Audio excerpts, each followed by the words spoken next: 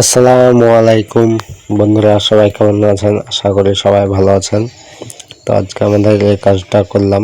তো এখানে লাইনটা অফ রাখলাম, এখান থেকে পরে এদিকে লাইনটা যাবে। তো এদিকে লাইনটা আসছে, একটা কিচেন থেকে লাইন আসছে। তো এখানে 45 ডিগ্রি এলবো গলান দিয়েছি ভেস্ট পানির জন্য। কারণ হচ্ছে এখানে কোনো জাম্প যেন না হয় তার জন্য। মানে লাইনটা আছে লং লাইন, প্রায় 50 ফিট দূর থেকে এসছে। এখান থেকে এখানে কিচেন আছে, কিচেন থেকে চলে আসছে প্রায় 50 ফিট মানে একটা লং লাইন হয়ে যাচ্ছে। তো 90 ডিগ্রি এলবো দিলে লং জাম্প হওয়ার সম্ভাবনা আছে।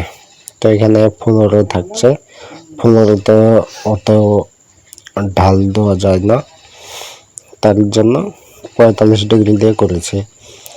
তো কেমন হয়েছে কাজটা সবাই জানাবেন, আর সবাই ভালো থাকবেন। পরবর্তী